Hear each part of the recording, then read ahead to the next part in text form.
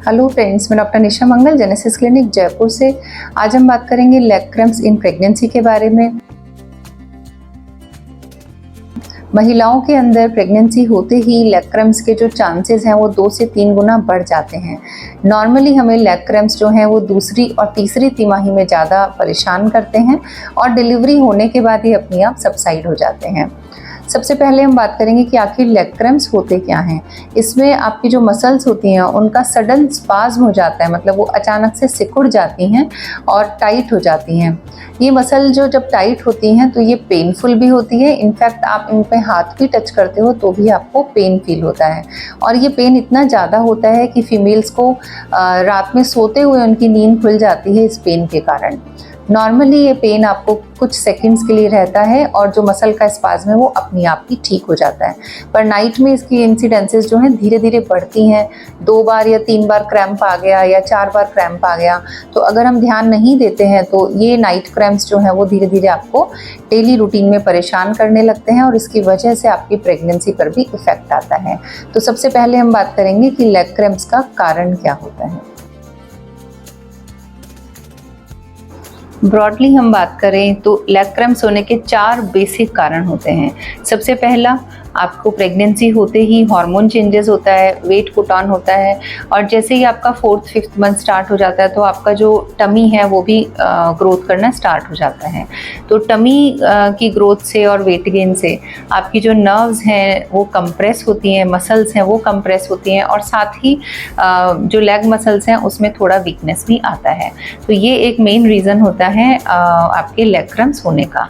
Second reason होता है nutrition. Nutrition में आपकी जो रिक्वायरमेंट है वो आपके लिए और बेबी के लिए दोनों के लिए होती है। ये रिक्वायरमेंट बहुत स्पेसिफिक होती है जिसमें आपको माइक्रो न्यूट्रिएंट्स चाहिए होते हैं, मल्टी विटामिन्स चाहिए होते हैं, जैसे vitamin A, vitamin E, vitamin C, vitamin D. इसके अलावा कुछ माइक्रो न्यूट्रिएंट्स जैसे कैल्शियम है, मैग्नीशियम है, तो इनकी रिक्वायरमेंट जो है वो बढ़ जाती है। साथ ही आपको कुछ एंटीऑक्सीडेंट्स हैं उनकी रिक्वायरमेंट भी आपकी बढ़ जाती है। बहुत बार पेशेंट्स की डाइट तो इम्प्रूव हो जाती है बट वो डाइट इम्प्रूवमेंट हमारा या तो फैट में या स्वीट्स की फॉर्म में होता है या कार्ब्स की फॉर्म में होता है, बट एडिक्वेट न्यूट्रिएंट्स जो हैं वो हम हमारी डाइट में मिस कर जाते हैं जिसकी वजह से हमें लेग क्रैम्प्स ज़्यादा होते हैं। थर्ड पॉइंट होता है डिहाइड्रेशन, मतलब लिक्विड इनटेक का कम होना। अगर आपको प्रेगनेंसी है तो आपका जो लिक्विड इनटेक है वो भी प्रेगनेंसी के कारण बढ़ जाता है। अगर हमारा लिक्विड इनटेक हम कम रखते हैं तो इसकी वजह से मसल्स में भी डिहाइड्रेशन होता है और ये भी एक बड़ा कारण होता है लेग क्रैम्प्स होने का। और फोर्थ पॉइंट होता है एक्सरसाइज। अगर आप बहुत एक्सेसिव एक्सरसाइज करते हैं तो भी आपको लेग क्रैम्प्स हो सकते हैं और बहुत बार पेशेंट्स जो हैं कभी उन्होंने कोई एक्सरसाइज नहीं किया होता है बट सडनली जैसे ही प्रेगनेंसी डायग्नोस होती है दे स्टार्ट डूइंग एक्सरसाइजेस। उस केस में ये होता है कि आपकी मसल्स प्राइम नहीं है उस एक्सरसाइज के लिए और आप वो एक्सरसाइजेस करना सडनली स्टार्ट कर देते हैं, तो उस केस में भी आपको लेग क्रैम्प्स होने का ज़्यादा चांस होता है। इसीलिए जब हमारे पास पेशेंट्स प्री कंसेप्शन टाइम पे आते हैं, मतलब प्रेगनेंसी प्लान कर रहे होते हैं, तभी से हम उनको प्राइम करना स्टार्ट करते हैं कि आपको वॉकिंग जो है वो बढ़ानी है, आपको योगा स्टार्ट करना है, स्ट्रेचिंग एक्सरसाइजेस करनी है। ये सब करने से आपको जो प्रेगनेंसी के टाइम पे जो प्रॉब्लम्स हैं वो सब कम होती हैं। तो नेक्स्ट हम बात करेंगे कि आपको लेग क्रैम्प्स को कैसे डायग्नोस करना है और क्या ट्रीटमेंट करना है।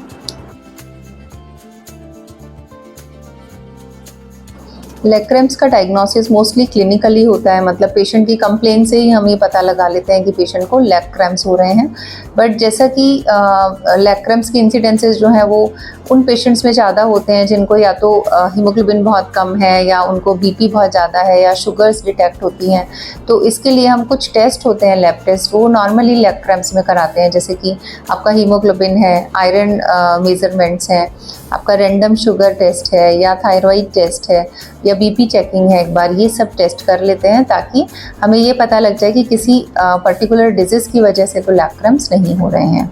ट्रीटमेंट में 2 तरीके से ट्रीटमेंट होते हैं। पहला तो होता है कि जिसमें हम लाइफस्टाइल चेंजेस करते हैं, मतलब आपको इंस्ट्रक्शंस देते हैं कुछ चीज़ें फॉलो करने के, और सेकंड आता है मेडिकल ट्रीटमेंट। तो सबसे पहले बात करेंगे लाइफस्टाइल मैनेजमेंट की।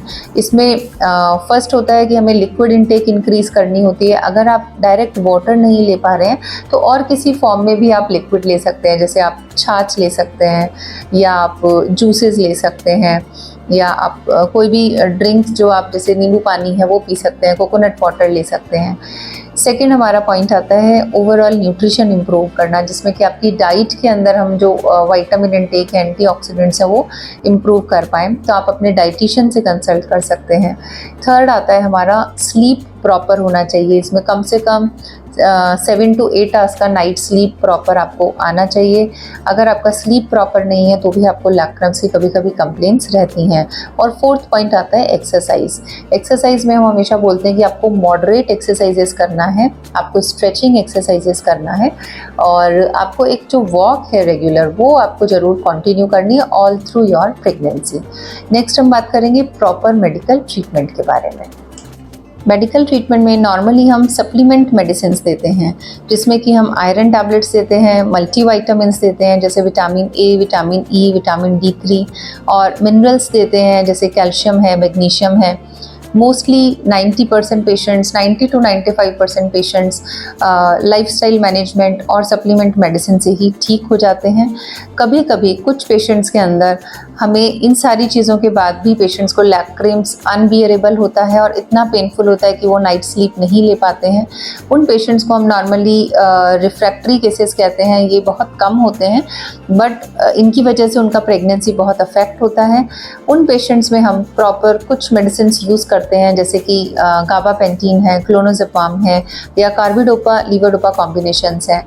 लेकिन ये मेडिसिन जो हैं वो आपको अपने कंसल्टेंट के निगरानी में ही लेना है, केवल वो एडवाइस करें तभी लेना है। इन मेडिसिन को हम बहुत ही मिनिमल डोज के लिए देते हैं और बहुत ही कम ड्यूरेशन के लिए देना प्रेफर करते हैं। अगर आपको सिम्टम्स बहुत सीवियर हैं और आपको सप्लीमेंट से बिल्कुल फ़र्क नहीं पड़ रहा है तभी हमें हायर मेडिसिन पे जाना होता है। आई होप आपको ये वीडियो पसंद आया होगा। इसको फ्रेंड्स और कलीग के साथ शेयर करिएगा। Thank you.